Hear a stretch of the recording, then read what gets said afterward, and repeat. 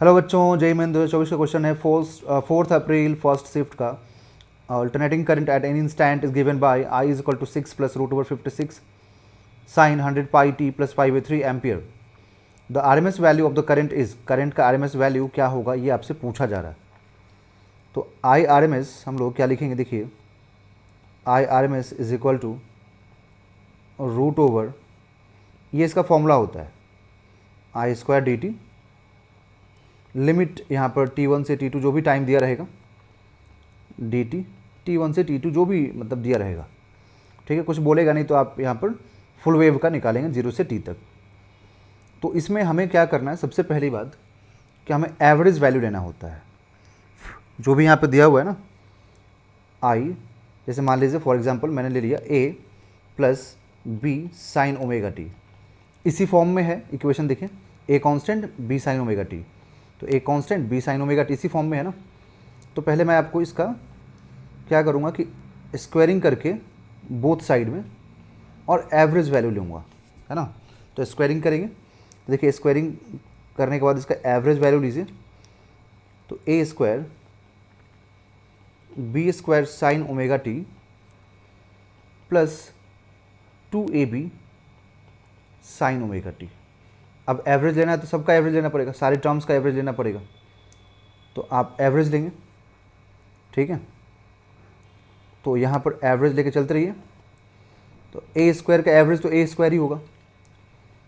अब ये जो B square sine square omega T है ना, ये चीज़ मतलब यहाँ पर पूरा सॉल्व नहीं कर सकते हम लोग, है ना।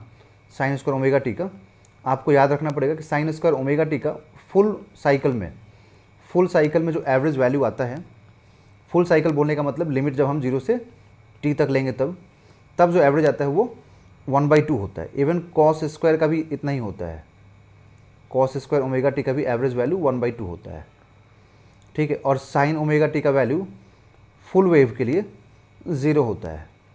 तो आप यहाँ पे क्या लिखेंगे, बी स्क्वायर बाई 2, ठीक है, बी स्क्वायर बाई 2। अब इसके बाद ये जो टर्म है 2ab, अब इसमें साइन ओमेगा टी का एवरेज वैल्यू क्या हो जाएगा 0। तो आपको यहाँ से जो आई स्क्वायर एवरेज जो मिलेगा ना वो A square plus B square by 2 हो गया। दैट इज़ जो आई आर एम एस आया, अब स्क्वायर रूट कर दीजिए इधर,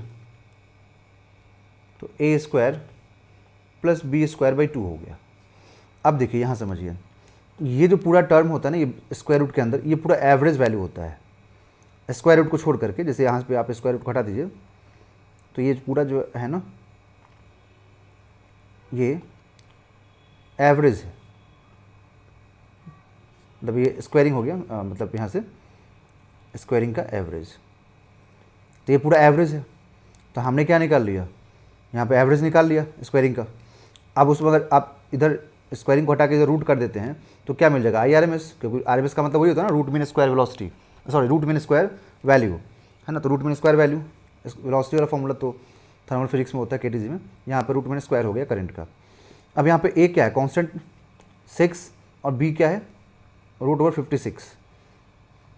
तो आप रखें यहाँ पे सारी वैल्यूज़ को, I R M S is equal to root over 6 का स्क्वायर प्लस रूट ओवर 56, तो रूट 56 का स्क्वायरिंग करेंगे तो 56 ही आएगा, और ये 2, तो क्या मिलेगा अपने को 36 हो गया, प्लस 56/2 28 हो जाएगा। तो यहाँ से आपको क्या मिलेगा 64 है ना, क्योंकि ये पूरा ऐड करने पे आपको 64 यहाँ से आएगा। तो इसका मतलब 8 एम्पियर, तो इसका आंसर आएगा बच्चों 8 एम्पियर। तो यहाँ पर आप लिखेंगे 8 एम्पियर।